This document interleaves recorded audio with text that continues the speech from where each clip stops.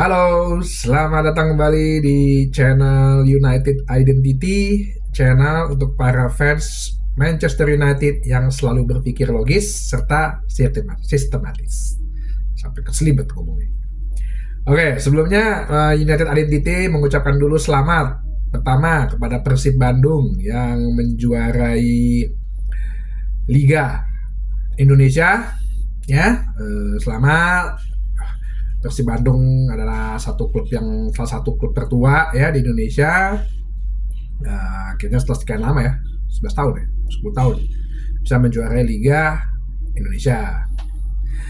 Terus mungkin yang kedua ya, United Identity juga mengucapkan selamat kepada fans Real Madrid dan kepada klub Real Madrid juga ya, yang menjuarai kembali ke-15 kali trofi Liga Champion, King of Europe nih, Raja Eropa. Berarti dia udah menjuarai ke-9 kali di era Liga Champion modern dengan format yang saat ini gitu ya, sistem grup terus kemudian sistem gugur, yang dimana tahun depan 2004, 2025, 2024, 2025 akan menggunakan sistem baru dengan sistem lebih kepada bener-bener liga ya.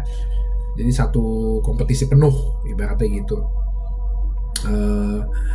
Ya ini kan sebagai cara untuk melawan gerakan Liga Super, yang dimana sih sebetulnya kan ini ya, kalau gue agak bahas sedikit, ini kan sebenarnya kekecewaan terhadap klub dimana rasanya kurang besar pembagian itu awalnya ya, karena masalah uang sih semua, apalagi khususnya setelah pandemik gitu ya. Ya lo coba bayangin aja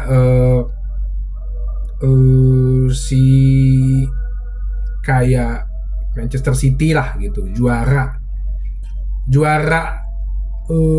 hadiahnya aja tuh nggak sampai 100 juta ya total hadiahnya ya. Tapi kalau totalin sama dengan TV rights segala macem, itu 200 sekian juta lah, 250 atau 260 juta gitu. Yang notabene kalau sebenarnya ya itu kurang gitu loh. Karena yang nonton sepak bola ini kan, khususnya Liga Champion itu kan bisa 1 miliar lebih gitu loh.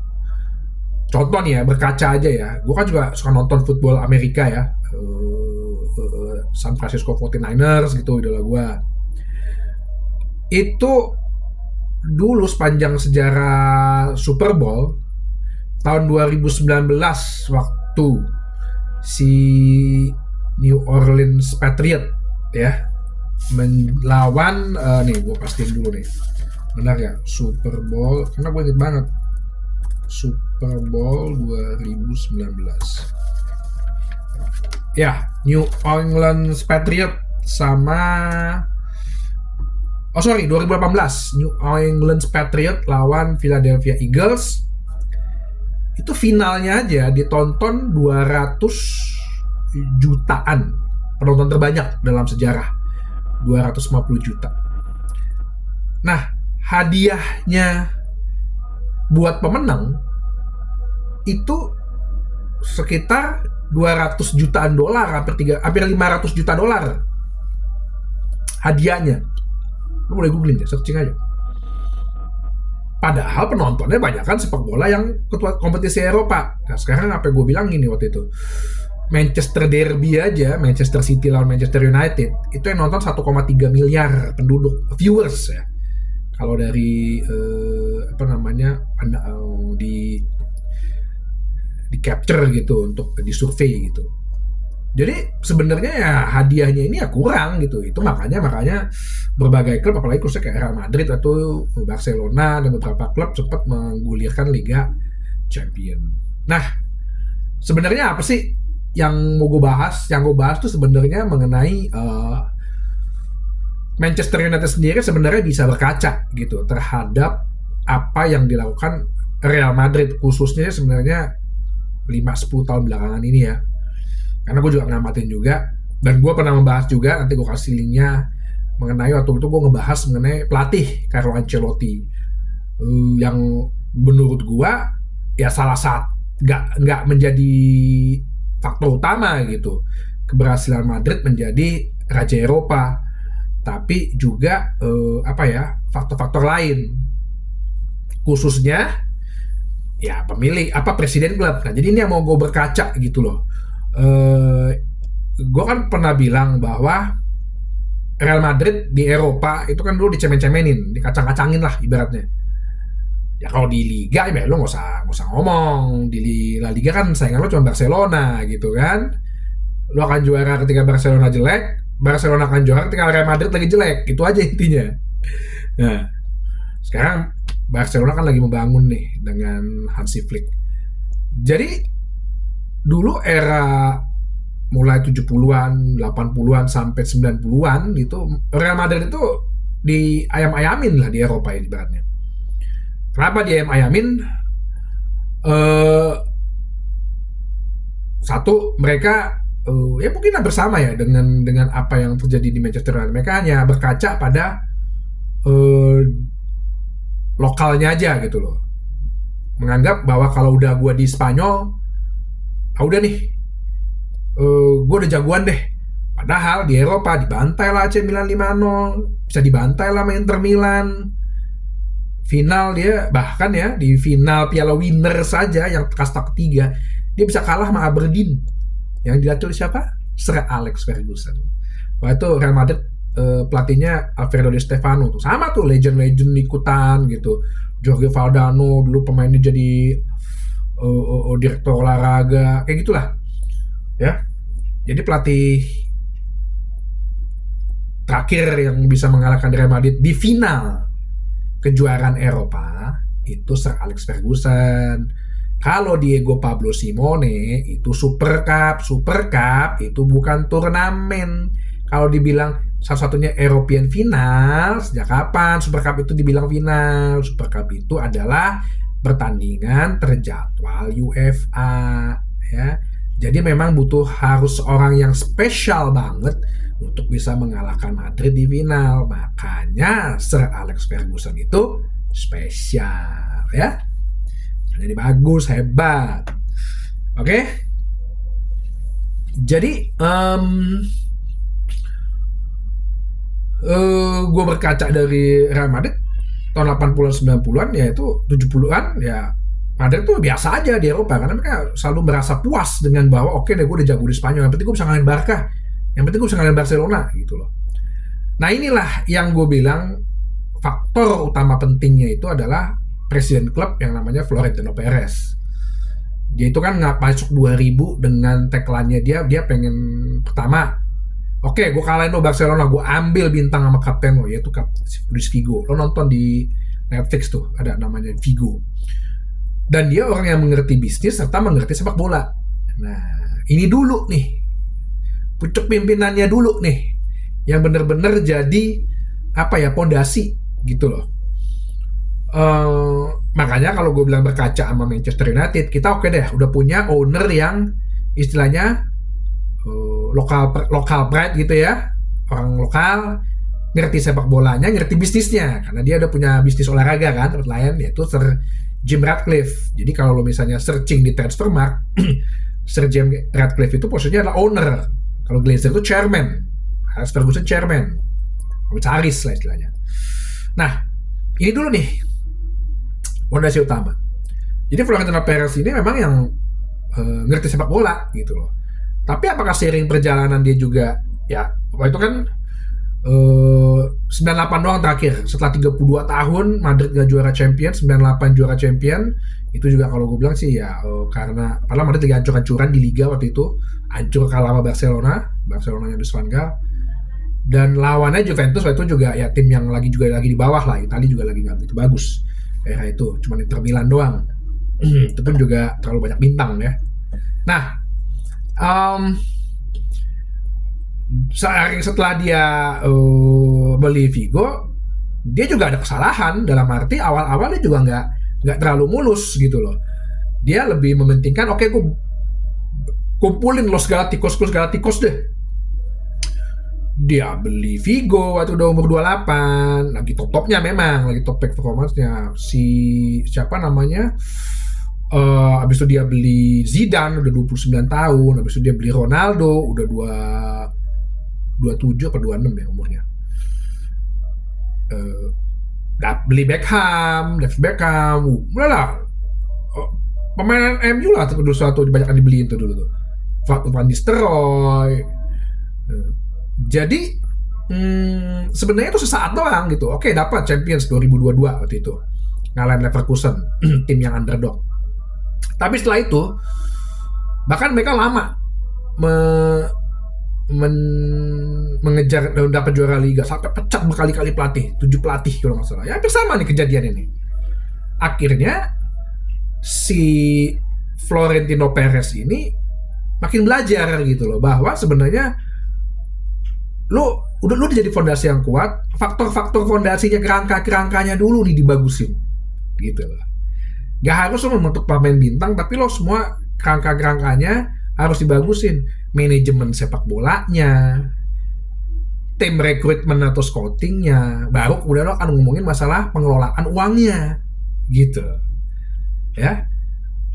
Akhirnya dia untuk menghadapi Barcelona, dia mulailah beli pemain-pemain yang di bawah 25 waktu itu. Gue inget banget kok si siapa namanya, pertama deh awal dari Cristiano Ronaldo untuk menandingi Barcelona kan dengan Lionel Messi-nya sama Guardiola-nya. Dia beli Benzema masih umur 22, dia beli Gareth Bale 24 waktu itu umurnya, dia beli Modric aja masih 227, Ozil waktu itu masih 22, Higuain masih 23. Ya emang ada beberapa yang nggak berhasil, tapi lama dia hire dulu pelatih yang ibaratnya bisa membentuk. Mourinho waktu itu kan. Mourinho bisa membentuk, Mourinho itu pelatih yang bisa membentuk gitu loh. Walaupun dia strateginya sih biasa-biasa aja gitu ya. Akhir bus gitu. Atau dia selalu kan tipe pelatih yang selalu menggunakan berbagai cara untuk menang gitu, kayak Xabi Alonso itu juga dibeli sama dia, tapi sebenarnya udah agak 20-an lebih ya. Tapi dia udah banyak invest beberapa pemain yang akhirnya akan jadi bintang, investasi lah, Rafael Varane, Casemiro gitu. Nah, itu yang dia jalanin gitu loh.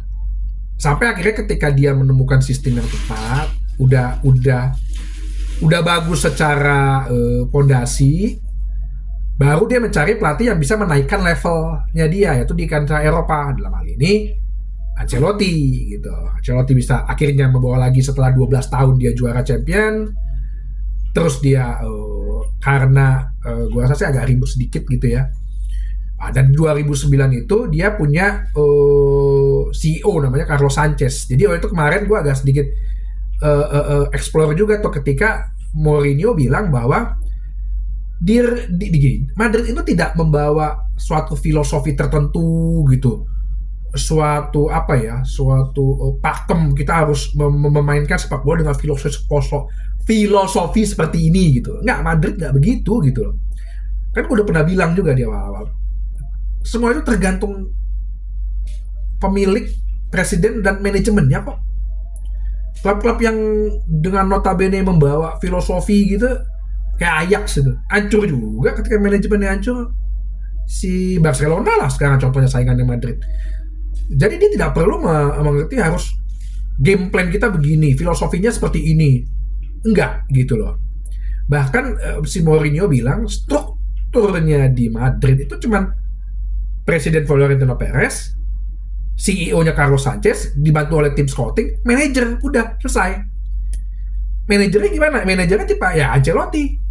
Nggak perlu yang harus terlalu ribet dengan strategi. Lo 2-3 meter jarak antar pemain. Inverted fullbacks. Sayapnya nggak boleh lewat. Triangle. Nggak usah begitu gitu loh. Itu tuh bukan ini. Yang penting kan isinya kan lo memberikan trofi kan. Bukan masalah nggak banyak taktik atau sedikit taktik, enggak. Cuma pelatih yang bisa ya memanfaatkan dan kan pemainnya aja gitu, dan bisa menaikkan level secara mental maupun secara psikologi gitu loh. Ya lu lihat aja kemarin begitu juara mereka bilang ya kita mau ngejar 16 gitu. Plus dengan struktur kemarin pembelian mereka udah here we go lagi kemarin Kylian Mbappe. Coba pintar mereka nggak mau beli mahal-mahal. Oke, gue tunggu lo sampai akhir masa kontrak, gue kasih lo signing fee-nya gede, sekitar 85 juta, padahal gajinya turun si Mbappe sekitar 12 atau 13 juta euro, 3 juta apa ya pound apa setahun, padahal di PSG dia bisa 50 juta euro per musim gajinya. Nah seperti itu kan sistem manajemen yang bagus, itu sistem scouting yang bagus, sistem remunisasi gaji pemain yang bagus. Nah ini yang gue bilang Manchester United sebenarnya bisa berkaca terhadap ini gitu loh. Gue agak takut kalau misalnya nanti Manchester United terjebak dalam suatu satu filosofi gitu loh, filosofi yang ya begini yang harus kayak Manchester City mainnya, harus Guardiola banget gitu mainnya. Gue nggak mau gitu ya. Makanya gue Ten Hag kayak kemarin termasuk pelatih yang adaptif gitu loh. Gue pikirin dulu awal-awal dia pelatih Belanda yang akan memasukkan filosofi Belandanya banget nih kayak Van Gaal, akhirnya ngantuk gitu kan. Tapi gue ada cukup adaptif. Tapi emang kelemahan dia adalah gue bilang sih cukup stubborn juga gitu loh. Ada pemain yang udah jelek kok nggak diganti-ganti gitu, nggak dipakai yang lain. Kenapa lo nggak pernah mencoba untuk pemain-pemain akademi yang seperti itu loh? Ya otomatis kan sebenarnya bisa dilatih gitu loh. Dan dia tipe pelatih yang nge-rebuild gitu loh. Beda kalau tipe pelatih rebuild kan misalnya gini loh, ada pemain gitu ya ngedribbling, dribbling lo salah nih, ngajarin gitu loh. Dan nggak semua pelatih itu bisa ngajarin. Ya sama lah, nggak semua orang pinter bisa ngajar gitu. Mungkin kalau tipe yang kayak Ancelotti ya ada pemain ngedribbling gitu ya, pemain hebat lagi, ngapain lagi lo ajarin? Paling mungkin diskusinya nih ya, ini secara logis sistematis gue aja. Lo dribblingnya begini ya, kira-kira posisi apa yang cocok buat lo? Nah, lebih ke diskusi gitu loh. Kalau gue bikin lo di sayap kiri, tapi bek kanan lo gue taruh si ini, si A, karena dia tipenya bisa ngebantu penyerangan. Oke nggak? Kita coba dulu gimana?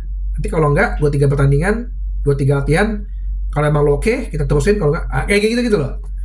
Mungkin seperti itu gitu ya, secara logis dan sistematisnya. Nah, akhirnya ya gue bilang setelah Madrid itu strukturnya juga bagus, secara komersil pun akan ngangkat, fans akan meningkat gitu loh.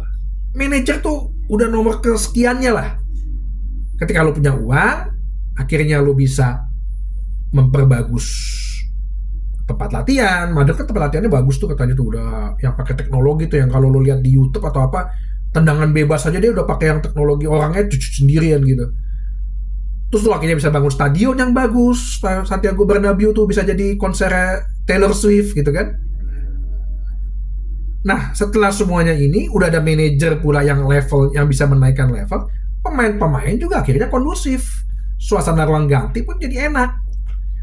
Ketika suasana ruang ganti enak, gak perlu strategi ribet-ribet, gak perlu untuk menerapkan strategi yang ribet-ribet. Makanya gue dengar kemarin kan, kita dengar semua bahwa Ten Hag akan bermain